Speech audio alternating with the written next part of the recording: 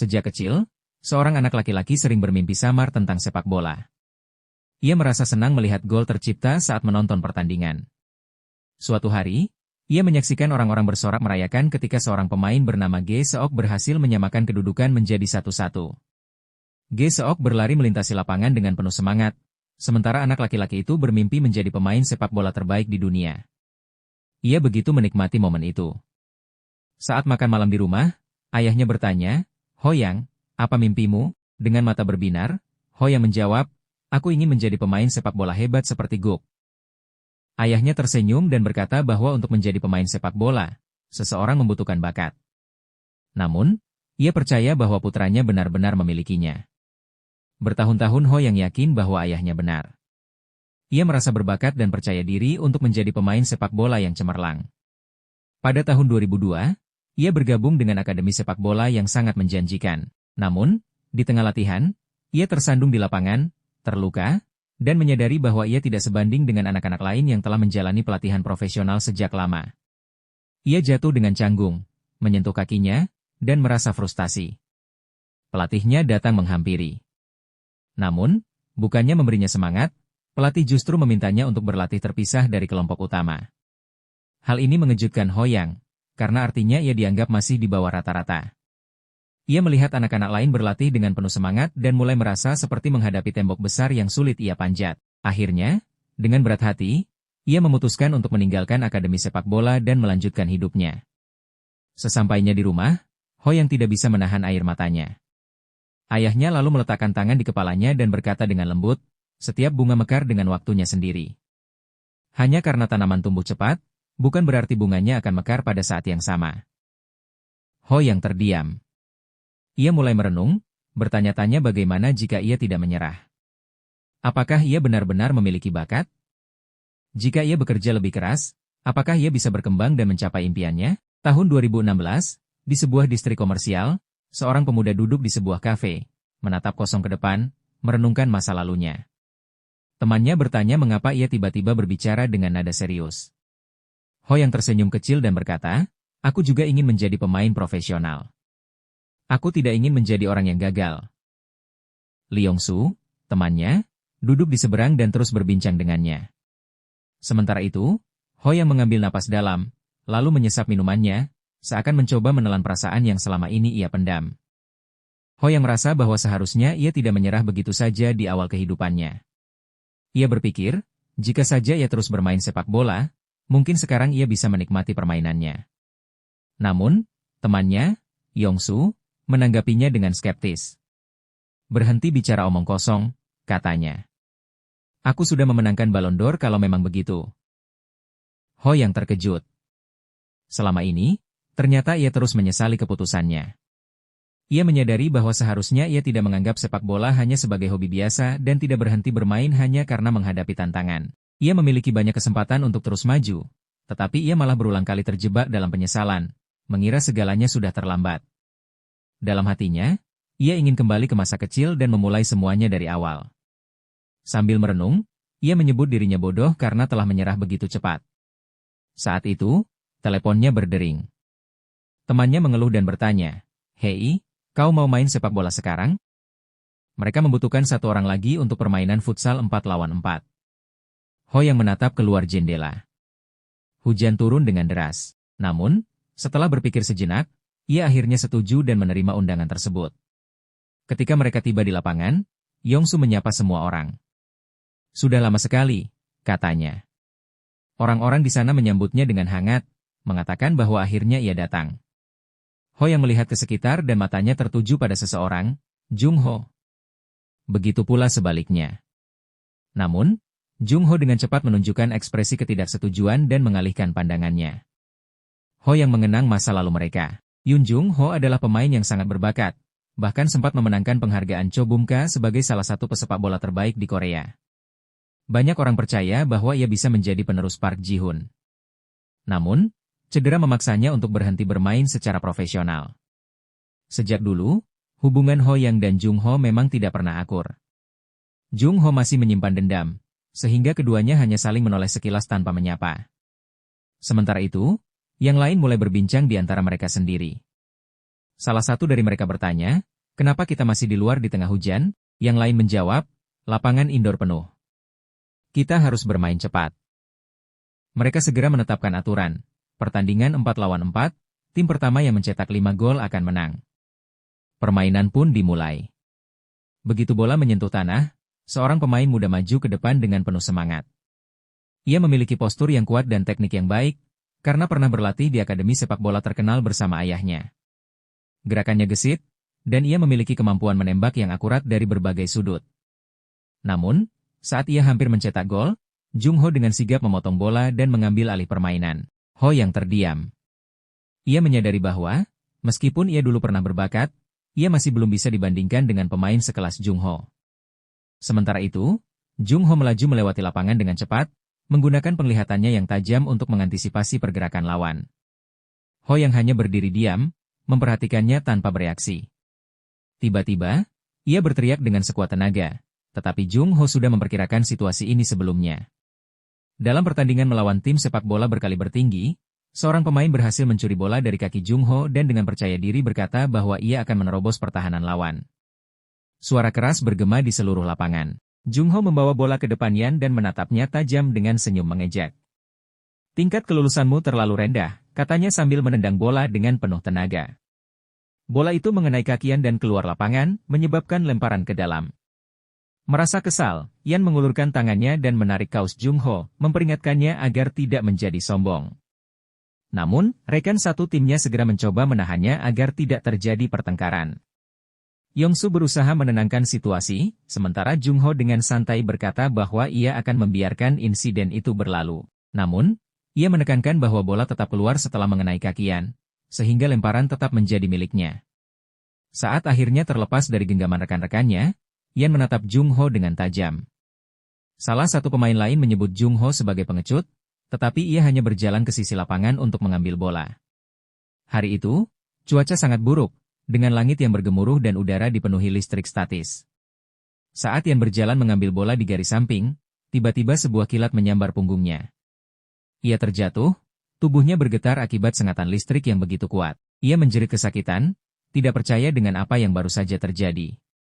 Dalam pikirannya, ia merasa ini tidak adil. Ia belum mencapai apapun dalam hidupnya, dan sekarang ia harus menghadapi sesuatu yang begitu absurd.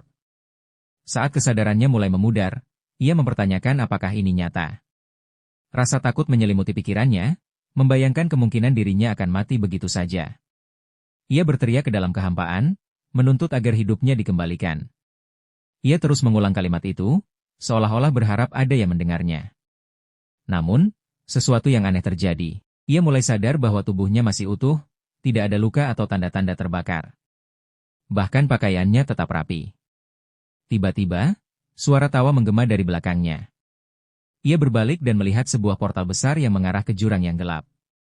Dari dalam portal itu, sebuah sosok muncul, makhluk bersayap hitam dengan aura menyeramkan, memegang sebuah tongkat misterius. Yan menatap makhluk itu dengan penuh ketakutan dan kebingungan. Apa? Kau ini setan? Tanyanya. Makhluk itu mengangguk pelan. Yan mendesah. Jelas sekali. Kau benar-benar terlihat seperti setan. Makhluk itu tersenyum tipis dan mulai berbicara. Aku adalah iblis keserakahan. Manusia menyebutku pemakan pikiran. Yan menelan ludahnya. Apa yang kau inginkan dariku? Iblis itu mengangkat tongkatnya dan berkata, aku di sini untuk menawarkan sebuah kesepakatan. Yan terkejut mendengar kata-kata itu. Dengan hati-hati, ia bertanya, kesepakatan seperti apa? Iblis itu menyeringai dan menjawab, aku bisa memberimu sesuatu yang kau inginkan. Tapi, kau harus menukarkan sesuatu denganku sebagai gantinya. Yang pertama adalah waktu, yang diwakili oleh cahaya hijau di tangan iblis. Yang kedua adalah kemampuan khusus. Yang diam-diam mengangguk, mendengarkan penjelasan iblis. Iblis itu mulai menjelaskan tentang waktu terlebih dahulu. Ia berkata bahwa yang bisa kembali ke usia berapapun antara 10 hingga 23 tahun. Mendengar hal itu, Yang terkejut dan kagum. Namun, iblis menambahkan bahwa tidak ada yang gratis di dunia ini. Ada harga yang harus dibayar. Yang menelan ludah dan bertanya, apa harganya? Iblis itu tersenyum dan mendekat, lalu berkata, Setiap tahun yang kau pilih untuk kembali akan mengurangi 1 tahun dari umurmu di masa depan. Penjelasan itu membuat ia merasa sedikit takut. Iblis melanjutkan, jika kau kembali 13 tahun ke masa lalu, umurmu akan berkurang 13 tahun dari titik akhir hidupmu. Namun, tak ada yang tahu pasti kapan hidup seseorang akan berakhir.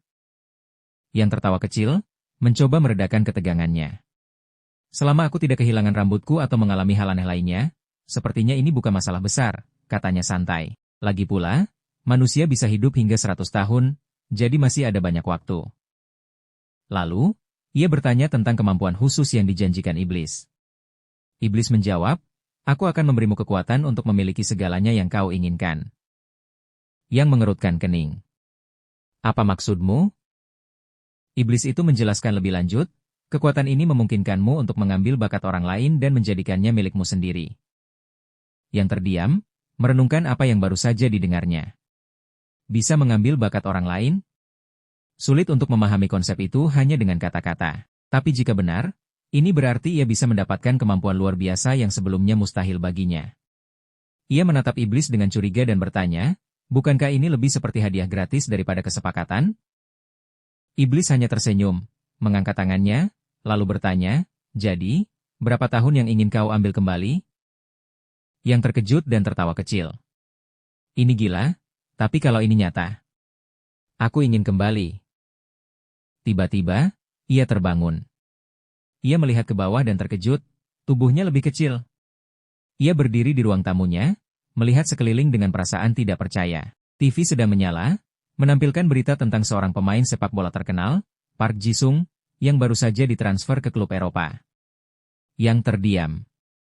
Tunggu, aku benar-benar kembali ke masa lalu? Ia mencoba berbicara, tetapi suaranya terdengar lebih mudah. Ia menggerakkan tangannya, memastikan bahwa tubuhnya benar-benar seperti anak kecil. Ini 17 tahun yang lalu.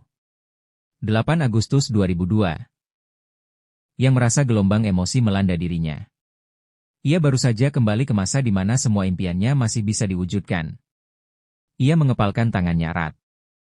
Sekarang, aku punya kesempatan kedua. Ketika ia melihat ke samping, ia melihat ibunya meminta bantuan ayahnya, yang segera menyetujuinya. Yang memperhatikan betapa muda dan bahagianya kedua orang tuanya. Saat makan malam, ayahnya tiba-tiba bertanya, seperti yang sering ia lakukan, "Yang, apa mimpimu?" Yang tersenyum, tanpa ragu ia menjawab, "Aku ingin menjadi pemain sepak bola." Ayahnya berkomentar bahwa putranya terlihat sangat sopan, lalu bertanya apakah dia ingin menjadi seperti Park Ji-sung, pemain sepak bola terkenal. Tapi yang menjawab dengan yakin, bukan hanya seperti dia. Aku akan jadi lebih hebat. Aku akan menjadi pemain sepak bola terbaik di dunia. Pernyataan itu mengejutkan kedua orang tuanya. Namun, mereka hanya tersenyum hangat. Ayahnya mengacak-acak rambut yang sambil tertawa, merasa bangga dengan semangat anaknya. Di dalam hati, yang muda merasa yakin, dia akan membuat mimpinya jadi kenyataan. Sambil menggenggam erat tubuh kecilnya, ia berkata dalam hati, aku benar-benar kembali ke usia 10 tahun. Sekarang, ia berada pada masa yang sangat berharga, usia di mana segala hal masih mungkin dilakukan. Saat jam tidur tiba, setelah pulang sekolah, yang masih duduk di ruang tamu. Ia melihat ayahnya dan bertanya, "Ayah, di mana bola Hypernova?" Ayahnya memberikannya bola resmi Piala Dunia Korea-Jepang 2002, yang memang disebut Hypernova. Yang memegang bola itu, dan jantungnya berdegup kencang. Hanya dengan melihat bola itu, ada semangat besar yang tumbuh dalam dirinya. Sepulang sekolah, yang mulai menendang bola sambil berlari kecil. Rasanya luar biasa, katanya sambil tersenyum lebar. Dulu, ketika kecil, ia ingin cepat tumbuh dewasa. Tapi sekarang, ia menyadari bahwa masa ini, masa kecil, adalah momen paling bahagia. Di sebuah lapangan dekat sekolah, yang berhenti dan berpikir, apa aku benar-benar punya kemampuan seperti kata iblis itu? Ia memejamkan mata dan mencoba melihat ke dalam dirinya. Tiba-tiba, muncul sebuah tampilan berbentuk persegi panjang, memancarkan cahaya. Tapi di layar itu tertulis, Ho yang tidak memiliki bakat. Yang terkejut, ia membuka matanya dan menghela napas. Jadi aku benar-benar tidak punya bakat bawaan? Aku pikir dulu aku punya sedikit. Tapi kenyataannya aku bahkan bukan anak ajaib. Namun, ia tidak menyerah. Ia terus menendang bola hypernova, menangkapnya di tangannya sambil berkata, mungkin butuh waktu untuk menyesuaikan diri dengan tubuh kecil ini. Tapi itu akan sangat berguna nanti. Tiba-tiba, ia mendengar suara dari kejauhan. Hei, kamu gak bisa main bola ya? Itu suara seorang anak kecil. Yang menoleh dan melihat seorang bocah laki-laki. Itu Jung Ho, versi 10 tahunnya. Apa kamu mulai cari gara-gara? Tanya yang pelan sambil tersenyum. Jung Ho menjulurkan lidah dan mengejek, sampah kayak kamu gak bisa main. Yang mengepalkan tangannya, hampir terpancing emosi. Tapi ia menarik napas dalam-dalam dan menenangkan diri. Jung Ho terlihat bingung dengan reaksi yang tenang. Dalam hati, yang berpikir, daripada marah dan memukul dia, lebih baik aku pelajari sesuatu. Ia mulai mengamati Jung Ho. Kalau kemampuan ini nggak bisa menunjukkan bakatku sendiri, mungkin bisa menunjukkan bakat orang lain. Yang hanya bisa menyaksikan saat layar status muncul di atas kepala Jung Ho, yang tiba-tiba berdiri di hadapannya. Tanpa disadari oleh anak laki-laki itu, layar status menyatakan bahwa Jung Ho adalah seorang prodigi dalam sepak bola. Ia memiliki kemampuan tembakan jarak menengah yang kuat. Jika yang bermain sepak bola dengannya selama 1 jam, maka dia bisa meniru bakat itu. Kemampuan yang disebut mirip Mammon, bukan hanya bisa menunjukkan bakatnya sendiri, tapi juga mencerminkan bakat orang lain. Namun, yang menyadari bahwa Jung Ho sebenarnya bukan jenius sejati dalam sepak bola, meskipun begitu, itu tetap lebih baik daripada tidak punya bakat sama sekali. Yang mulai bertanya-tanya, apakah dengan memenuhi syarat tertentu, dia bisa menyalin bakat Jung Ho sepenuhnya. Lalu, ia mencoba mendekati Jung Ho dan mengajaknya bermain sepak bola. Bola memantul dari tanah saat mereka berdua mulai bermain di lapangan. Yang berusaha menjaga pergerakan Jung Ho, tapi Jung Ho berhasil mencetak gol dengan mudah. Setelah itu, Jung Ho berkata kalau bermain dengan yang itu membosankan, dan dia tak ingin bermain lagi.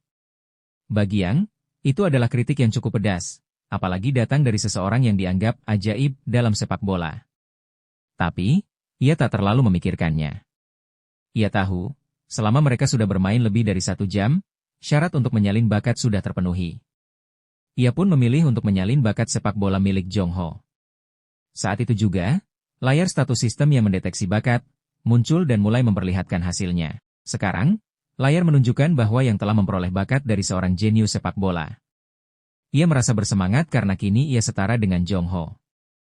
Segala perkembangan di masa depan kini bergantung pada usahanya sendiri. Namun, ia juga menyadari bahwa menyalin bakat orang lain bukan berarti orang itu kehilangan bakatnya. Anehnya, waktu maksimal bakat yang disalin menurun menjadi hanya 50 menit. Ia menduga ini karena sisa bakat yang tersisa di Jung Ho hanya berada di peringkat C, yang pun mencoba meyakinkan Jung Ho untuk bermain lebih banyak dengannya. Tapi Jung Ho menolak, mengatakan bahwa yang buruk dalam bermain bola dan ia lebih memilih pergi latihan sendiri. Tak kehabisan akal, yang berkata kalau ia akan membelikan Jung Ho makanan enak jika mau bermain lagi. Jung Ho hampir pergi, namun langsung berubah pikiran saat ia menambahkan akan membelikannya coklat juga. Itu cukup membuat anak itu tetap tinggal. Yang pun tersenyum dan berterima kasih. Bagaimanapun juga, Jung Ho masih seorang anak. Setelah mereka selesai bermain, ia menjatuhkan diri ke tanah karena kelelahan. Layar status kembali muncul dan memberikan pilihan, ia hanya bisa menyalin 1 bakat, yaitu tembakan jarak menengah yang kuat. Tanpa ragu, yang memilih bakat itu, dan sistem mengonfirmasi bahwa ia telah berhasil memperolehnya. Anak laki-laki itu bangkit sambil berkata bahwa dia kelelahan dan ingin istirahat sebentar. Jung Ho pun menanggapinya dengan heran, kamu sudah capek? Tapi dia juga mengakui bahwa kemampuan yang sudah sedikit meningkat. Yang hanya tersenyum licik dan berkata, terima kasih, Jo. Jung Ho merasa aneh dan bertanya kenapa dia berterima kasih, tapi yang segera mengalihkan pembicaraan. Dia bilang mereka harus cepat pulang karena dia ingin membeli camilan di jalan. Jung Ho lalu bertanya, emangnya kamu punya uang? Yang mengangguk dan menunjukkan bahwa karena Jung Ho, dia berhasil mendapatkan bakat baru. Sebagai rasa terima kasih, dia pun membayar 300 won. Melihat itu, Jung Ho bertanya, keluargamu nggak apa-apa? Ibumu nggak bakal marah? Yang menyadari kalau dibalik sikapnya yang cuek, Jung Ho masih punya sisi perhatian. Yang mengulurkan tangannya, berharap Jung Ho akan bilang kalau dia akan mentraktir balik. Tapi ternyata tidak. Jong Ho hanya memberinya 100 won sebagai kembalian dan berkata, aku nggak ada urusan lagi sama kamu. Yang pun lari pergi, dan Jong Ho berteriak dari belakang, dasar ubi jalar bodoh. Di tengah perjalanan pulang, Yang merenung. Ia sadar bahwa hanya dengan meniru bakat saja tidak cukup. Kalau ingin berkembang pesat, dia butuh kerja keras. Ia ingat bagaimana dulu ada anak yang viral karena video YouTube-nya saat bermain bola, dan akhirnya ditemukan oleh klub besar seperti Manchester United.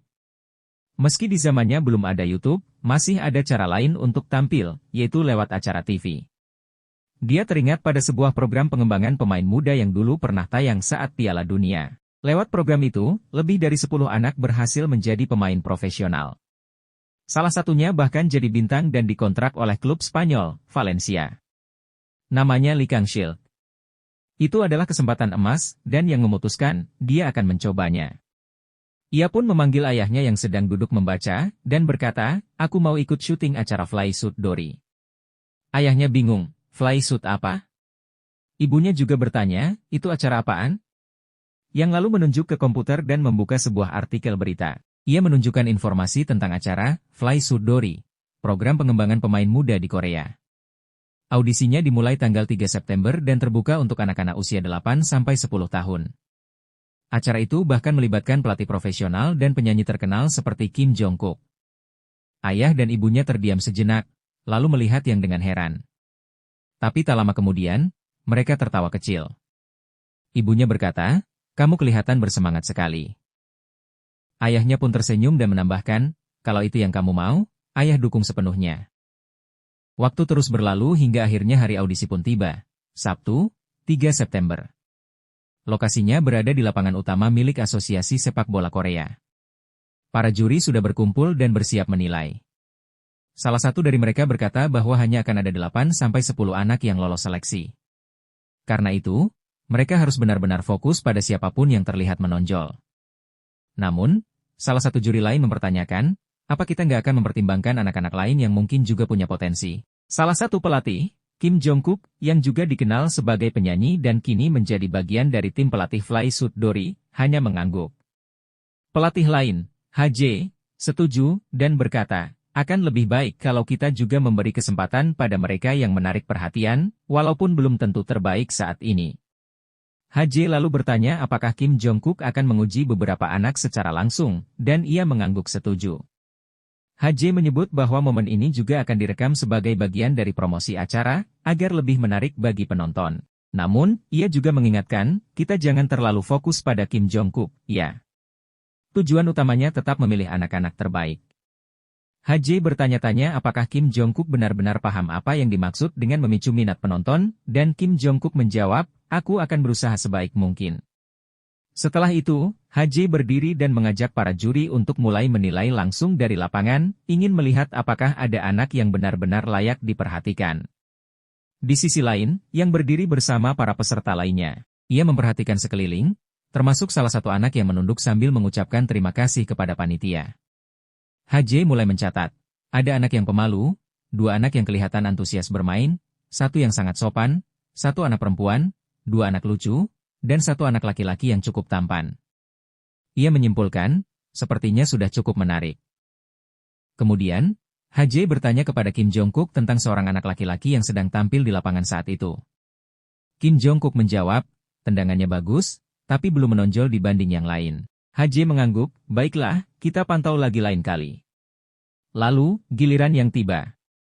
Dia berjalan ke depan dan menyapa para juri dengan tenang. Tatapannya tajam, penuh percaya diri. Ia berdiri tegak, tak menunjukkan sedikit pun rasa takut. HJ mencatat ekspresinya, lalu meminta konfirmasi nama lengkapnya. Sambil memperhatikan lebih dekat, ia menilai Yang tidak punya penampilan yang terlalu menonjol, tidak terlalu pendek, biasa saja, berada di kelas 3.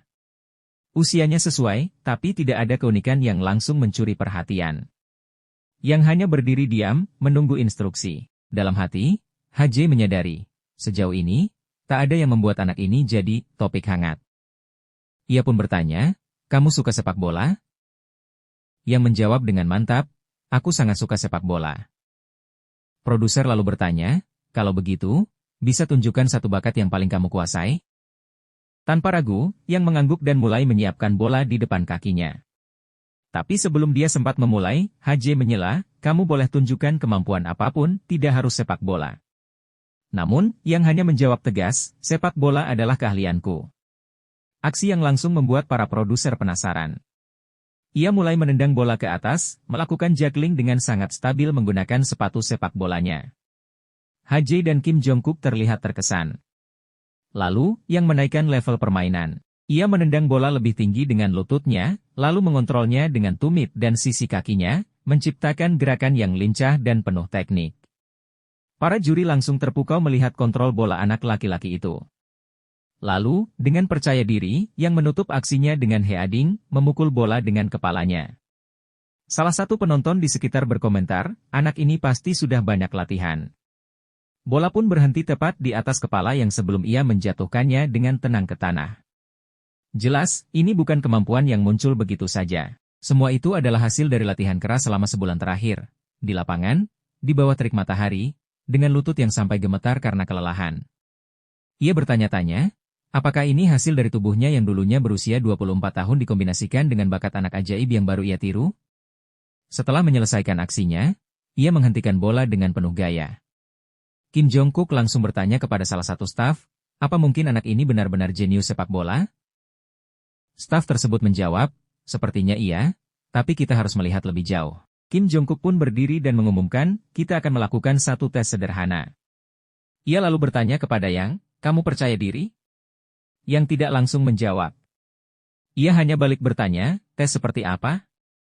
Kim Jong-kook menjelaskan bahwa dalam tes ini, Yang akan mencoba mencetak gol, sementara ia sendiri akan menjadi penjaganya. Kalau kamu bisa mencetak gol, kamu lulus. Tapi kalau gagal, kamu akan didiskualifikasi. Formatnya lebih seperti freestyle, Yang hanya punya waktu singkat untuk menggiring dan mencetak gol ke gawang kecil di ujung lapangan. Semua ini juga direkam sebagai bagian dari video promosi acara. Yang pun bersiap. Kim Jong-kook berdiri di hadapannya sambil berkata, tenang saja, aku nggak akan terlalu serius. Namun hanya dalam hitungan detik, Yang berhasil melewatinya dengan mudah. Kim Jong-kook terkejut, menoleh ke belakang dan berkata, apa barusan? Yang hanya menendang bola ke gawang dengan tenang, dan berhasil. Kim Jong-kook mengakui, anak ini luar biasa. Lalu ia menendang bola kembali ke arah Yang sambil tersenyum, mau coba sekali lagi? Tapi kali ini, aku nggak akan main-main. Bukan karena kamu masih SD, tapi karena aku benar-benar penasaran. Ia pun memposisikan diri lebih serius di depan Yang, ingin benar-benar melihat kemampuan anak ini. Yang hanya diam, mengamati lawannya. Lalu ia mulai menggiring bola dengan cepat. Gerakannya lincah, penuh keyakinan. Bola ditarik mundur dengan teknik tinggi, lalu dalam satu gerakan, ia melepaskan tembakan keras dari tempatnya berdiri. Tendangannya bagaikan badai. Bola meluncur lurus ke gawang dan boom! Masuk sempurna. Seluruh lapangan terdiam sesaat. Kemudian, tepuk tangan terdengar dari semua arah. Para produser, penulis acara, bahkan penonton di pinggir lapangan, semuanya tercengang. Tak ada yang menyangka anak ini bisa melakukan itu. Yang baru saja membuat sejarah, dan semuanya menyaksikannya secara langsung. Kim Jong-kook termenung sejenak. Walaupun anak itu masih muda dan belum terlalu kuat secara fisik, dia mampu mencetak gol dari jarak jauh dengan cara yang sangat cerdas. Anak itu hanya diam, menatap lurus ke depan tanpa menunjukkan emosi berlebihan. Jong-kook akhirnya berkomentar, itu tembakan jarak menengah yang kuat. Aku nggak menyangka bisa melihat hal seperti ini di audisi. Ia pun menyadari, anak bernama Yang itu bukan hanya bisa bermain sepak bola, tapi benar-benar punya bakat alami. Dalam perjalanan pulang, Yang terlihat bahagia. Ia tersenyum kecil sambil berkata dalam hati, dari reaksi juri dan tim produksi tadi, kayaknya aku udah lolos. Akhirnya kerja keras ini mulai membuahkan hasil. Ini adalah awal yang bagus. Kalau penampilannya terus memukau, dia yakin akan segera dikenal banyak orang. Ia mulai membayangkan, klub-klub besar saling berebut untuk merekrutnya. Seperti Lee Kang-sil, peserta terbaik dari program sebelumnya, yang langsung melejit jadi bintang dan bahkan direkrut oleh tim besar asal Spanyol, Valencia CF. Yang pun berpikir, kalau dia bisa, aku juga bisa. Siapa tahu nanti aku gabung Barcelona, atau bahkan Real Madrid. Tapi ia segera mengingatkan dirinya, sabar, pelan-pelan. Jalannya masih panjang. Saat ia sedang larut dalam imajinasinya, sebuah suara memanggil dari belakang. Yang? Ia menoleh. Ternyata itu Kim Jong-kook. Big Brother, seru yang dengan semangat. Jong-kook mendekat dengan senyum lebar dan bertanya, kamu kenal aku? Yang mengangguk, iya, aku pernah lihat di acara musik. Jong-kook lalu berlutut dan berkata, kamu hebat banget tadi. Serius, kamu jago banget main bola. Ia mengulurkan tinjunya, dan yang membalasnya dengan senyuman dan tinju balik. Mereka berdua tertawa kecil, menikmati momen singkat itu. Jadi, kamu mau gabung program kita, kan? Tanya Jong-kook. Yang menjawab mantap, iya. Jong-kook pun berkata, kebetulan, kakakku adalah direktur acara ini. Jadi, aku bisa pastikan kamu masuk. Tak lama kemudian, terdengar suara dari kejauhan. Yang? Itu suara orang tuanya. Ayah dan ibunya menghampiri. Sang ayah memperkenalkan diri dengan sopan, dan Jong-kook menyambut mereka dengan ramah. Mereka semua tertawa bersama. Momen hangat itu jadi penutup yang sempurna untuk hari yang luar biasa. Dan untuk Yang. Ini baru awal dari petualangan besar menuju dunia sepak bola profesional. Orang tua yang sempat merasa familiar dengan wajah Jong-kook, tapi tidak yakin pernah melihatnya di mana. Yang lalu menjelaskan, ini Kim Jong-kook, dikenal juga sebagai Liro, si kucing putih. Ayah Yang pun meminta maaf karena tidak mengenali sosok terkenal itu. Tapi Jong-kook tetap rendah hati. Tidak apa-apa. Justru putra Anda yang luar biasa. Dia benar-benar jago main bola. Ayah Yang tersenyum bangga. Terima kasih. Rasanya seperti mimpi melihat anak saya seperti ini. Jong-kook mengangguk dan berkata, kalau terus berkembang, dia bisa saja main di luar negeri. Yang terdiam sejenak, menyadari bahwa ini adalah pertemuan pertamanya dengan sosok seperti Jong-kook, tapi rasanya mereka sudah akrab. Sebelum pergi, Jong-kook mengucapkan, semoga sukses, ya. Ayah Yang membalas, terima kasih banyak. Jaga diri, ya. Sementara itu, sebuah notifikasi dari sistem Faris muncul di hadapan Yang. Ia terkejut melihatnya.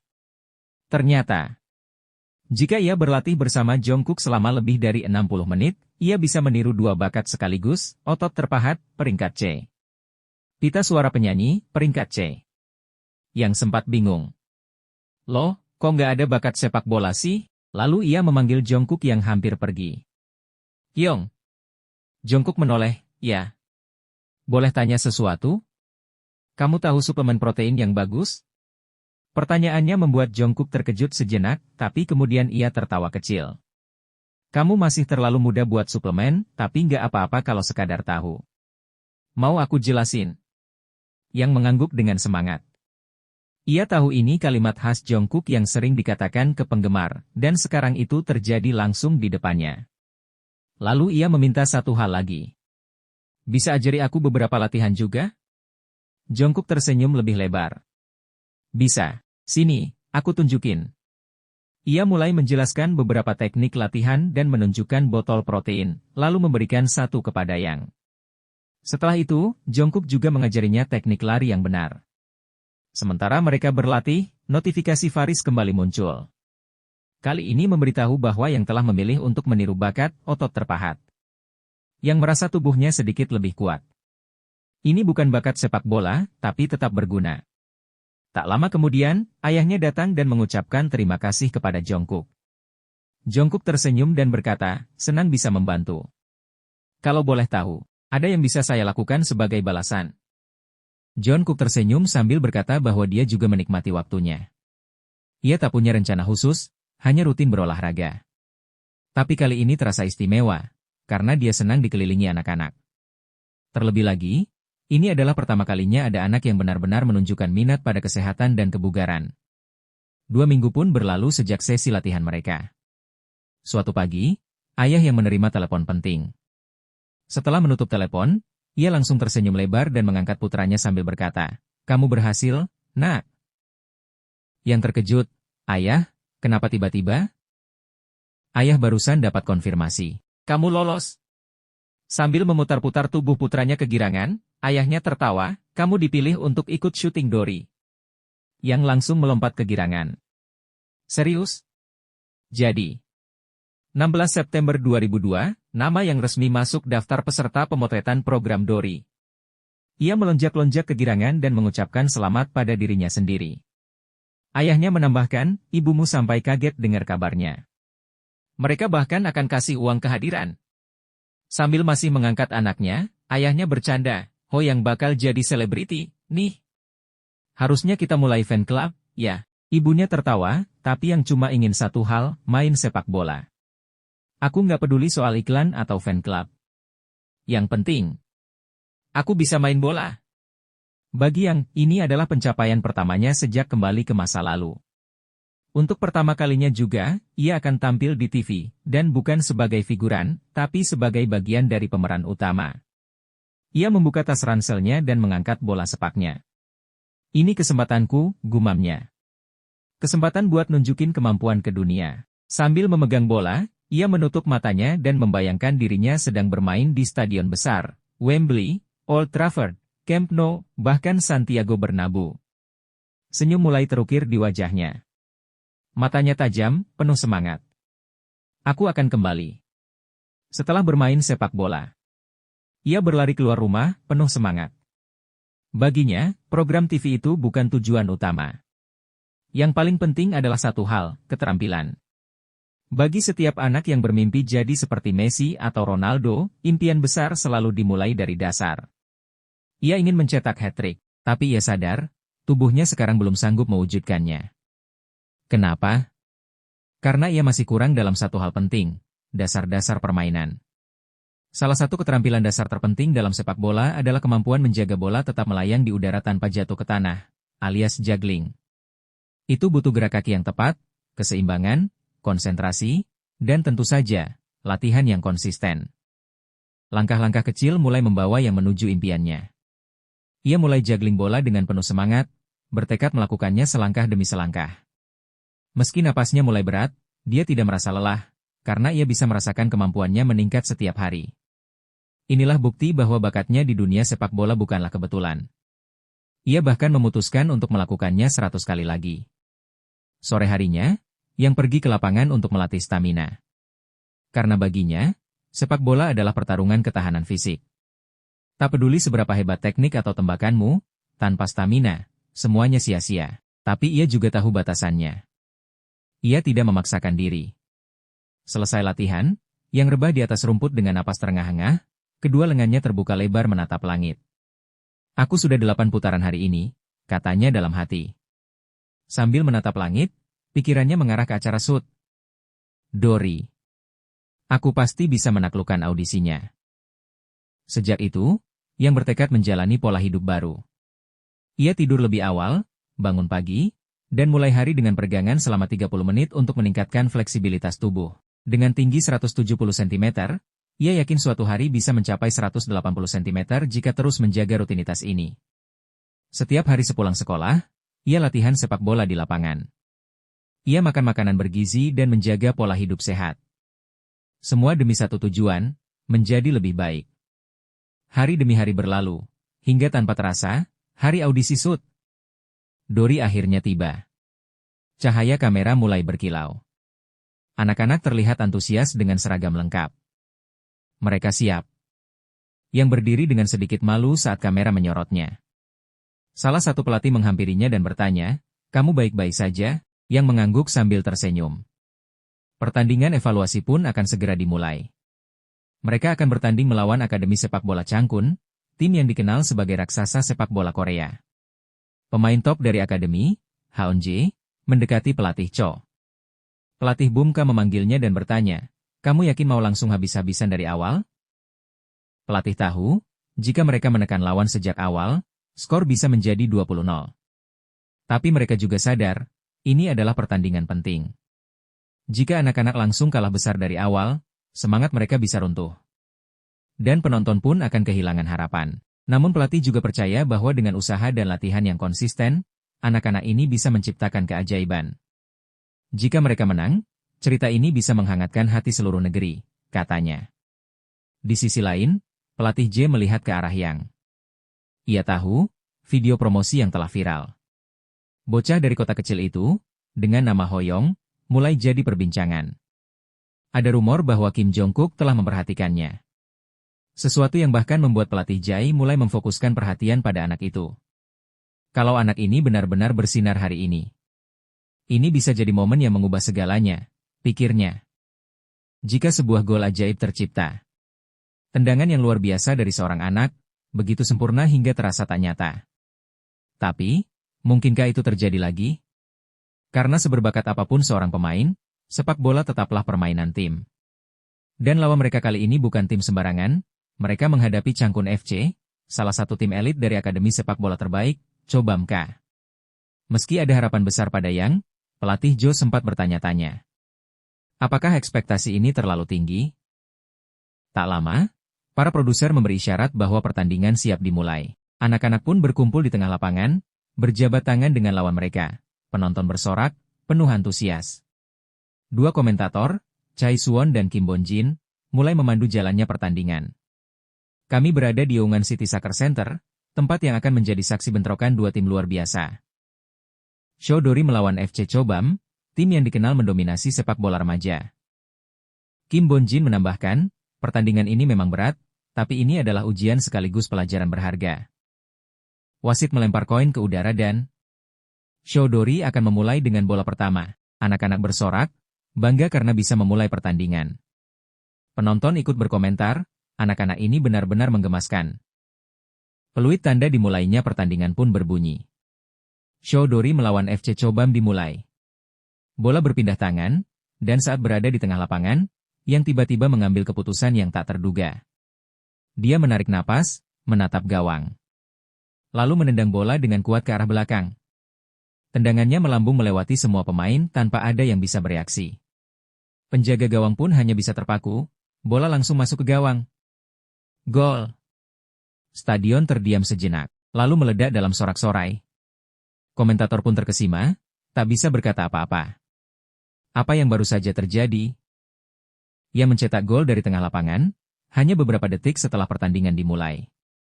Produser acara bahkan bertanya sambil kebingungan, itu barusan, sungguhan?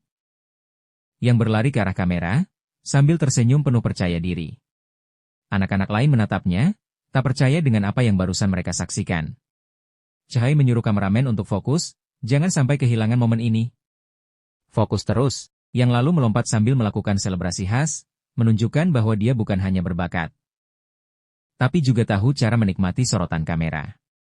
Dengan gaya ala Cristiano Ronaldo, ia menciptakan pose ikoniknya sendiri.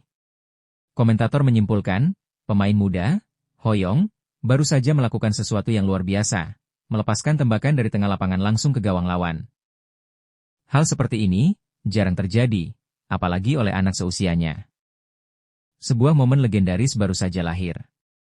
Dan dunia mungkin saja baru menyaksikan lahirnya bintang besar masa depan. Semua mata tertuju pada satu momen, perayaan gol yang dilakukan Hoyong.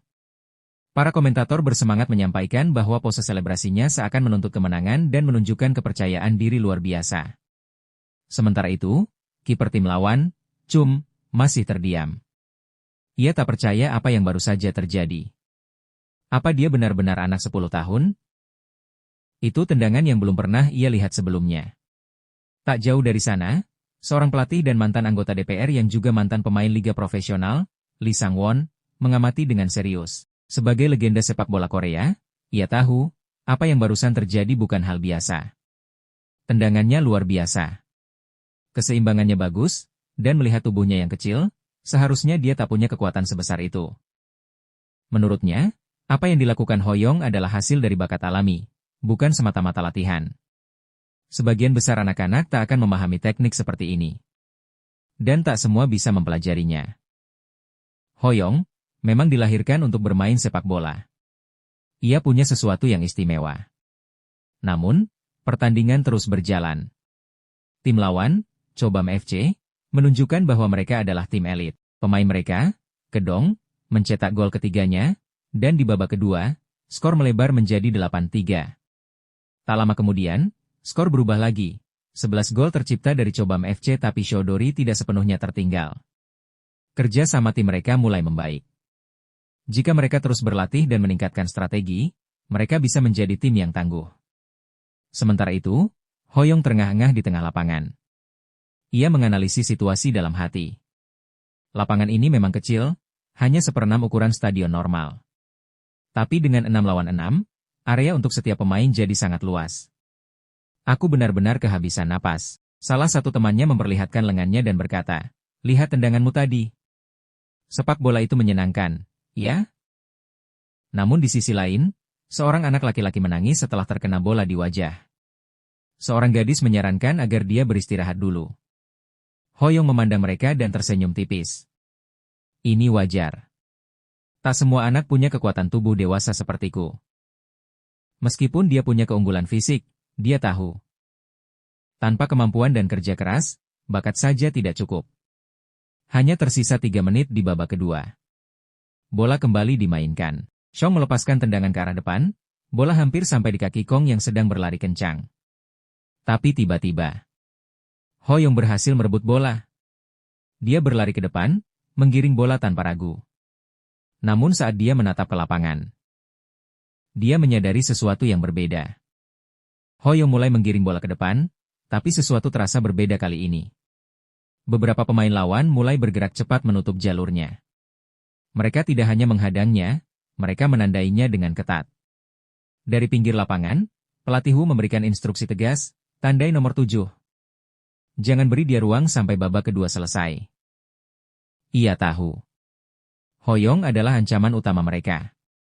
Tapi dalam hati, pelatih Wu juga menyadari satu hal, timnya kini harus bermain lebih keras, lebih kasar, dan lebih taktis. Kami akan melawan anak ini dengan sepak bola paling dasar. Sepak bola primitif. Karena tidak peduli seberapa hebat bakatnya, dia tetap sendirian. Sementara itu, Hoyong. Ia hanya bisa terengah-engah, mencoba menangkap napasnya yang tersisa. Keringat menetes di wajahnya. Kakinya mulai berat. Dia sadar, mereka sudah tahu cara menghentikannya. Namun Hoyong tidak menyerah. Dengan senyum kecil di wajahnya, dia menggiring bola dan melewati 3 pemain lawan dengan gerakan yang lincah dan percaya diri. Semua orang terkesima, bahkan pelatih Wu tak bisa menahan kekagumannya. Komentator pun berseru, bola itu seperti menempel di kaki Hoyong. Tak berhenti di situ, Hoyong menghadapi kiper, lalu dengan tenang menendang bola ke gawang. Gol lagi. Dia berlari sambil mengangkat tangan, melakukan selebrasi ikonik ala Cristiano Ronaldo. Komentator berkata penuh semangat, "Apa yang baru saja kita saksikan adalah aksi solo luar biasa dari Hoyong." Seorang komentator menambahkan, "Itu adalah gol kelimanya hari ini. Sungguh luar biasa." Yang lain menyambung, "Saat latihan dia terlihat biasa saja, tapi di pertandingan, dia bersinar. Seperti bangau di antara ayam." Ketika bakat alami berpadu dengan pola pikir orang dewasa, hasilnya adalah sesuatu yang tak bisa dihadapi anak-anak seusianya. Seperti perangkat keras terbaik dengan perangkat lunak terbaru, perpaduan yang tak terhentikan. Pertandingan pun selesai. Skor akhir, 14-5 untuk kemenangan Chum FC. Hoyong terduduk di lapangan, terengah-engah tapi puas. Meski timnya kalah, ia tahu, ia telah memberikan segalanya.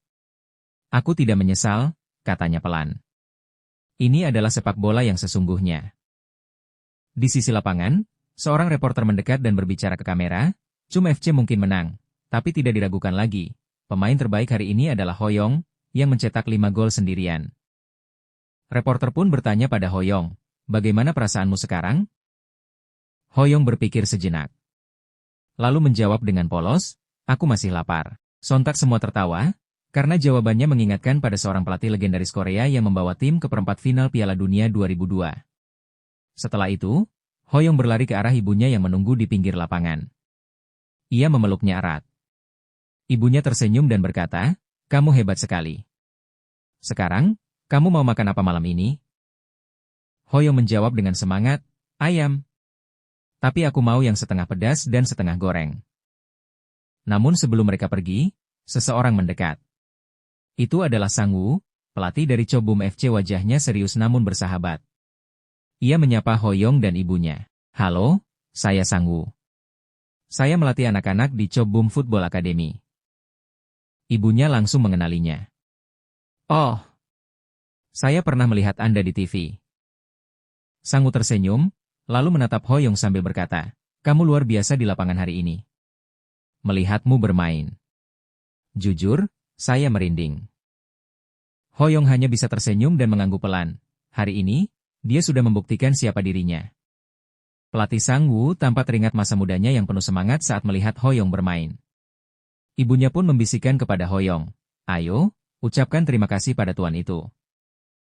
Ho Yong menunduk sopan dan berkata, terima kasih, tuan. Namun dalam hati, ia bertanya-tanya, siapa sebenarnya orang ini? Sang Woo tertawa kecil, lalu langsung ke intinya. Aku akan bicara terus terang. Aku ingin melatihmu, Ho Yong. Ibunya terkejut. Apa maksud Anda? Apakah anak saya benar-benar punya bakat sebesar itu? Sang Woo menjelaskan, di akademi kami, anak-anak dievaluasi dalam 3 bulan. Kami menilai apakah mereka punya potensi untuk menjadi atlet profesional. Tapi, dalam kasus Ho Yong, aku bisa melihat lebih dari itu. Dia hampir seperti jenius. Perkataan itu membuat Ho Yong dan ibunya saling pandang, terharu dan tidak percaya. Pelatih Sang Woo melanjutkan, secara etika, mungkin aku terlalu cepat menawarkan ini. Tapi aku tidak bisa diam saja. Aku benar-benar ingin melatihnya. Ibunya bertanya hati-hati, akademi apa yang Anda maksud? Sang Woo menyebut nama akademinya, namun ibunya menggeleng. Maaf, sepertinya ada kesalahpahaman. Ho Yong belum pernah mengikuti pelatihan formal. Dia hanya bermain dengan ayahnya dulu, waktu kecil. Sang Woo terdiam. Ia benar-benar tak menyangka, Ho Yong bermain sehebat itu tanpa pelatihan profesional. Luar biasa, gumamnya. Kemudian ia bertanya, apakah ibu pernah berpikir untuk menjadikan dia pemain sepak bola sungguhan? Ibunya menjawab mantap, kalau itu jalan terbaik untuk anak saya, tentu saya akan mendukungnya. Tapi, berapa biayanya? Sang Woo menjelaskan, biaya tergantung dari hasil tes masuk. Tapi saya yakin Ho Yong akan langsung lolos ke kelas S. Ia lanjut menjelaskan, untuk masuk kelas S, syarat utama adalah bakat alami. Hanya siswa terpilih yang bisa masuk. Ada lebih dari 100 orang dalam daftar tunggu. Jadi masuk ke kelas itu adalah sebuah kehormatan tersendiri. Untuk 3 sesi pelatihan per minggu, biayanya 120 ribuan per sesi. Jika dibayar bulanan, totalnya sekitar 900 ribuan. Ibu Ho Yong merenung. Itu mahal, tapi kalau memang dia butuh pelatihan yang tepat, aku akan kirim dia. Walaupun harus memakai tabungan. Mendengar itu, Ho Yong melangkah maju dan menatap pelatihnya. Tuan, kalau begitu, bisakah saya bayar nanti? Pelatih Sang Woo terlihat bingung. Apa maksudmu? Dengan percaya diri, Ho Yong menjawab, saya akan menjadi pemain sepak bola terkenal. Lalu saya akan membayar Tuan 100 kali lipat. Sang Woo tak bisa berkata-kata. Ia baru saja bertemu anak dengan tekad dan keyakinan luar biasa. Setelah semuanya disepakati, Ibu Ho Yong menegur anaknya sambil tersenyum. Dari mana kamu belajar berbicara seperti itu? Pelatih Sang Woo justru tertawa kecil. Saya suka sikapnya. Dia anak yang berani sekaligus sopan. Ho Yong hanya mengangguk malu-malu dan berterima kasih atas pujian itu. Kemudian, Sang Woo mengulurkan tangannya dan berkata, mari kita berjanji. Mulai sekarang kita akan bekerja keras bersama-sama. Ho Yong dengan semangat menjabat tangan Sang Woo. Setelah itu, Sang Woo memberitahu ibunya bahwa akademi mereka punya program bakat khusus. Saat ibunya bertanya lebih lanjut, Sang Woo menjelaskan, program ini untuk anak-anak berbakat luar biasa seperti Ho Yong. Program ini berfungsi seperti beasiswa. Kebetulan, masih ada 1 tempat kosong, dan Sang Woo bersedia merekomendasikan Ho Yong langsung ke direktur akademi. Ibunya tak bisa menyembunyikan rasa syukurnya. Namun, Sang Woo berkata, tak perlu berterima kasih. Kalau Ho Yong terus berkembang, kami juga akan membantunya membangun koneksi ke tim-tim profesional untuk menjadi pemain kelas dunia. Mendengar itu, Ho Yong berseru, wah, kedengarannya hebat. Keduanya kemudian sepakat untuk segera mempersiapkan tes masuk akademi. Ho Yong merasa rencananya berjalan mulus, ia hanya perlu fokus bermain sepak bola dengan sepenuh hati mulai sekarang. Dengan tulus, Ho Yong membungkuk ke arah Sang Woo dan berkata, saya akan berusaha sebaik mungkin. Sang Woo hanya tersenyum hangat, sementara Ho Yong membalas dengan senyum penuh semangat untuk pelatih barunya. Saat berjalan pulang bersama ibunya, Hoyong melihat sekelompok anak laki-laki berkumpul. Ia menyadari bahwa mereka berasal dari Chobum Country Academy.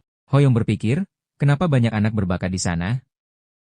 Matanya tertuju pada Kim Ka-hon, seorang anak muda dengan bakat tingkat C, yang cukup langka di usianya. Hoyong sadar, bahkan anak bertalenta seperti Ka-hon tidak bisa meniru kemampuan bawaan yang lebih rendah darinya.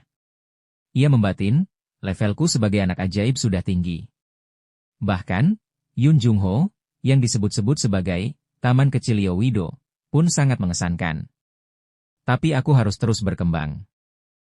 Ia tahu bahwa di akademi nanti, mungkin akan ada anak-anak dengan bakat luar biasa. Namun, itu tidak membuatnya gentar, itu justru membuatnya semakin semangat. Sesampainya di rumah, ayah Hoyong mendengarkan cerita mereka. Apa? Kamu bertemu dengan Lee Sang-won? Tanyanya bersemangat. Ibunya tertawa, sayangnya tidak. Dia sedang libur. Tapi kami bertemu pelatih hebat lainnya. Meski sedikit kecewa, ayahnya tetap tersenyum bangga dan berkata, tidak masalah. Yang penting, putra kita adalah anak terbaik yang pernah ada. Untuk merayakan, mereka memesan pizza dari iklan terbaru. Karena malam itu keluarga kecil ini ingin merayakan langkah baru Hoyong menuju dunia sepak bola profesional. Yang sangat bersemangat saat mendengar mereka akan makan pizza.